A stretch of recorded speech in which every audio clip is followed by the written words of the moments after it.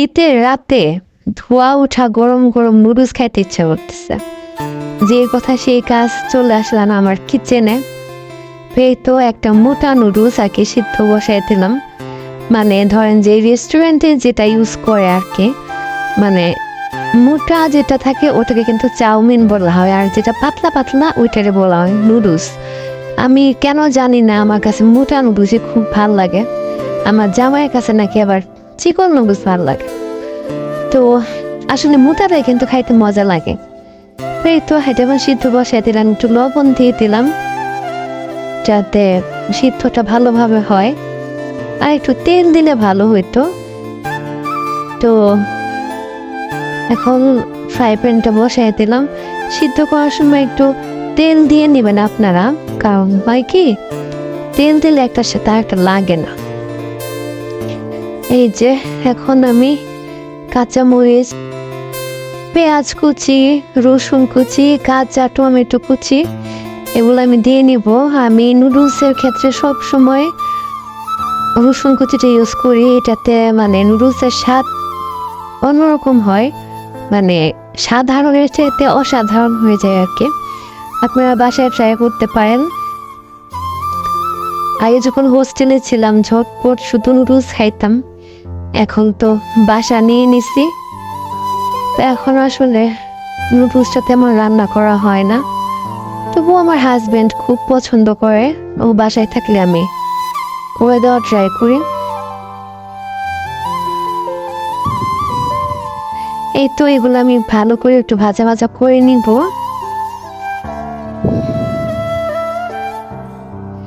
আপনারা কি কখনো কাঁচা টমেটো দিয়ে নুডলস রান্না করছেন? আমাকে কমেন্ট করে জানাইতে পারেন। আমি কিন্তু সবার কমেন্ট অনেক মনোযোগ দিয়ে পড়ি এবং রিপ্লাই দিই। জয়ী আপু আমার চ্যানেলে কমেন্ট করতে পারতেছে না। জয়ী আপুকে আমি আসলে বলবো যে আপু আপনি আপনার সেটিংসটা চেক করে নেন। আমার একটা ফ্রেন্ডের নাকি এমন হয়েছিল, তো আমার মানে কোনো ভিডিওতে কমেন্ট করতে পারতেছিল না, তারপরে নাকি মানে সেটিংসের জায়গায় কি জানি ঠিক করছে, তারপর থেকে এখন করতে পারে। জয়ী আপু আমার একটা রেগুলার ভিউয়ার্স, সে মানে আমাকে এতটাই ভালোবাসে, সে আমার চ্যানেলে কমেন্ট করতে পারে না বিধায় আমার ফেসবুক পেজে গেছে, ফেসবুক পেজের জায়গায় ভিডিওর ভিতরে কমেন্ট করে আসছে। তো আমি তো ফেসবুক পেজে খুব একটা মানে অ্যাক্টিভ না বললেই চলে, তো ফেসবুক পেজে যে কমেন্ট করছে বা মেসেজ দিচ্ছে আমি লক্ষ্য করি নাই।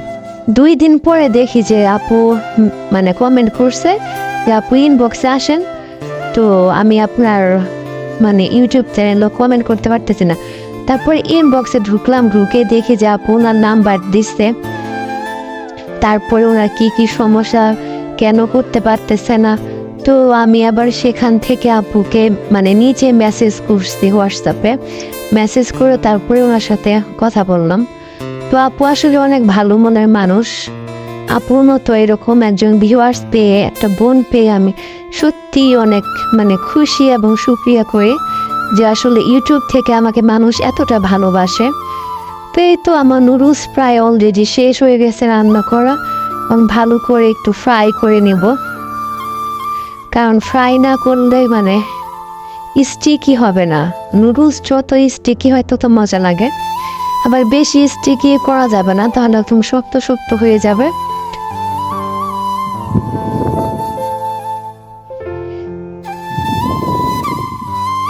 আজকে আমি একটা মানে থাই নুডলস আনছিলাম, কারণ ম্যাগি নুডলস, মিস্টার নুডলস, মামা নুডলস এগুলো সবসময় খাওয়া হয়, আর আমরা রেস্টুরেন্টে যেটা খাই সেটা কিন্তু এই যেগুলো নুডলসই রান্না করে দেওয়া হয়।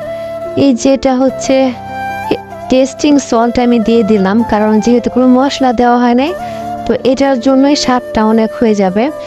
আর রেস্টুরেন্টে কিন্তু সবসময় টেস্টিং সল্টটা ইউজ করে, তারা মশলা দিলেও এটা ইউজ করবে মাস্ট। তো এই তো প্রায় হয়ে গেছে, কিছুক্ষণ পর আমি এটা নামিয়ে নিব। আর আমার চ্যানেলটা একটু সাবস্ক্রাইব করে দিন যারা নতুন ভিউয়ার্স আছেন, আর আমার ভিডিও যদি ভালো লাগে একটা লাইক দিন। আপনাদের একটা লাইক আমার জন্য খুবই গুরুত্বপূর্ণ। আর কিছুক্ষণ পরে আমার ফাইনাল লুক দেখানো হবে এই যে এটা আমার নুডলসের ফাইনাল লুক। এখন আমি হচ্ছে সস দিয়ে তারপর খাওয়া শুরু করব। তো সবাই ভালো থাকবেন, সুস্থ থাকবেন, আল্লাহ হাফেজ।